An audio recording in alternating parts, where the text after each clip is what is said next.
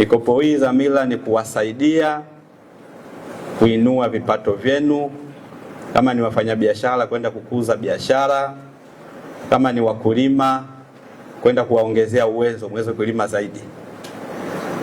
Kwa hiyo tunatamani sana kuona baada ya kukopeshwa hizi fedha na kwenda kuzifanyia kazi, tunatamani kuona matokeo, kwamba yule ambaye alikuwa changamoto ni mtaji, tumempa mtaji, baada ya marejesho tumuone amekuwa.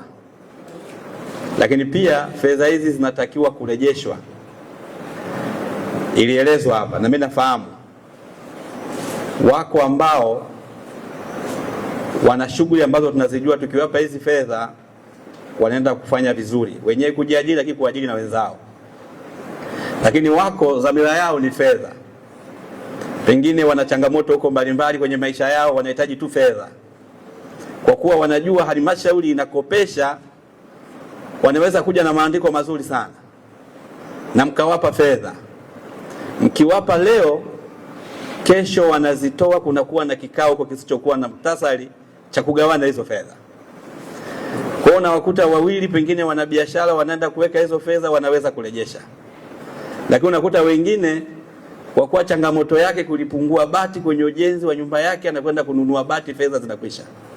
Sasa bati ya kwenye nyumba haiwezi kulipa mkopo, na andiko lako pengine lilikuwa ni kilimo, tulitegemea ukishalima ukivuna utalipa, lakini huwezi kuitoa bati ukalipa mkopo. Kwa hiyo niombe sana, kama wako ambao wanategemea baada ya kuzipata hizi fedha wakakae kikao kisichokuwa na muhtasari cha kugawana, wakatafakari vizuri. Sisi madiwani wenu huwa tupo karibu sana na nyinyi kama mabosi zetu, na mmekuwa mkitufika na kutuomba hizi fedha muweze kukopeshwa. Na leo mnapokopa hapa mtatufurahia madiwani, mtaifurahia serikali. Lakini kwa kuwa zinatakiwa zilipwe, ukishindwa kulipa lazima utapelekwa tu mahakamani. Hapo sasa serikali inakuwa mbaya, madiwani wanakuwa wabaya. Kwa hiyo nimeona mimi kwa niaba ya madiwani wenzangu niwaambieni hizi fedha zinatakiwa zirejeshwe. Kwa hiyo mwende mkazifanyie kazi, mimi nawaombea hivyo. Lakini pia mkumbuke kuzirejesha ili na wenzenu waweze kukopa hizi fedha.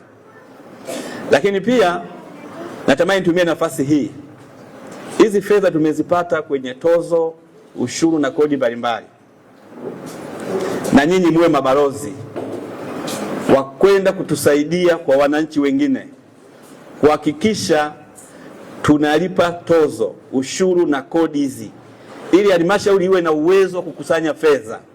Hizo fedha tukizikusanya tunaenda kufanya shughuli za maendeleo, lakini pia zinatoka fedha za kuwakopesheni.